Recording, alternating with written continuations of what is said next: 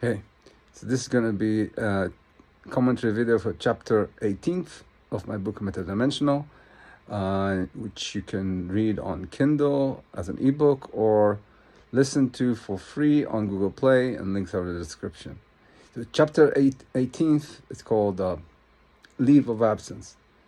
Now, something I mentioned in the previous commentary videos is that because this theory inverts one of the most fundamental assumptions that everyone seems to make, and which is kind of commonsensical, but it turns out, well, this theory argues against it, is this idea that the body produces experience.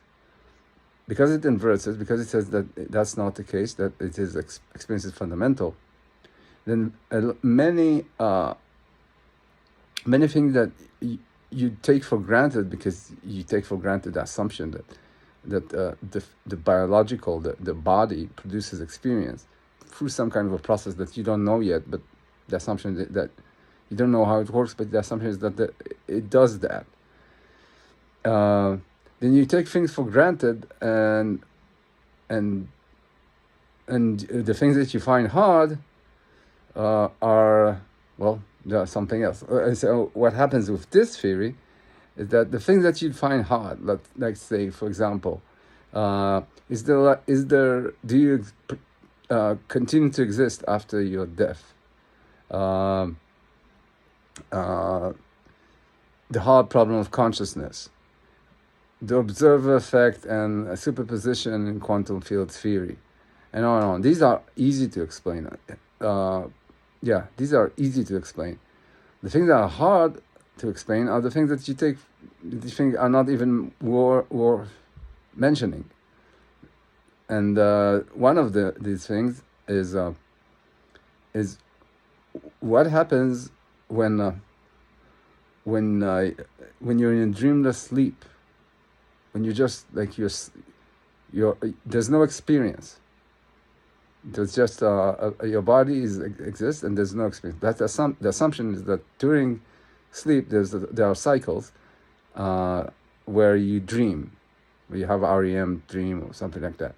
And in these times, there's like something experiential happening. That's the assumption.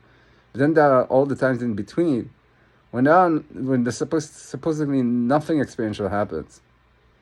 Now, if you're coming from physicalism, if you assume what everyone assumes, that the body produces experience, then if the body doesn't produce experience for a short while, who cares? It was never important to begin with. It was epiphenomenal. Experience just came along for the ride, and if there's no ride and it doesn't come along, that's all fine.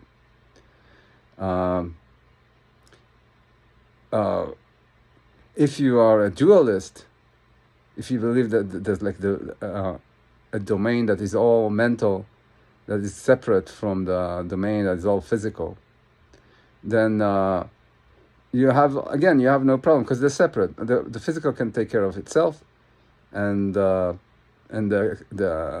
mental can take care of itself. And if there's some kind of some time of lack of synchronization between them, it's like, who cares?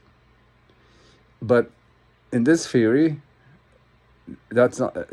We do care, because in this theory, as I explained in the previous commentary video, it's always the case that experience comes together with the body. Like you don't never experience existence just as raw experience and nothing else. You always your experience, your perception is always about something that is not experience. Some of it could be experience perceiving itself, like for example when you think about self-awareness, but it's not. But there's still always something more. So that's what the field calls metadimensionality. So you have here a problem. So what happens when there's no experience? I mean, according to this theory, experience is the thing that moves time, mobilizes time. So what happens when there's no experience? Like you'd think that during sleep the body does maintenance work, But if the experience isn't there, it's not mobilizing the body, so it can't do anything. And so what's the solution here? Well, the solution here, and it's it's necessary to explain how wakeful reality seems to operate, but it's not something you'd find any evidence for. Is that there's always something experiential. There's always something of you, even when you think there's nothing experiential happening. There is something experiential happening. It's just not being recorded in memory. It doesn't leave any impression on memory when you wake up, but it's still, you are always interacting, and there's always something happening, and there's always some kind of a tether to the body, so that if the body needs you back on your, let's say if there's an alarm clock set up, and the body is supposed to wake you up, then there's you're there still to be woken up. Because if there is no one there, if you're not there, like still experiencing things, not wakeful reality, but still things, then I think that's death. That's what happens when you die. You just detach completely. The body cannot bring you back to the front seat of your body, of your corporeal body, and you just die. This is, and think about it. It is the death of experience, the end of experience, the end of an intersection of experience with a body. That is the moment of death. Like after that, everything stops. All the other processes stop, because it is experience that has been driving that body, and when it's no longer around and it cannot go back, the body just stops mobilizing. But there is also something interesting to notice here, is that the body stops moving when you die, but some biological processes continue to function. And how is that possible? And it seems to suggest that there is something that it's like to be the biological processes that continue after you die. Like there's something there that can persist to exist for some duration until nutrients are gone, and that there's something that it's like to be it, because it doesn't depend on that being let's say the overarching experience.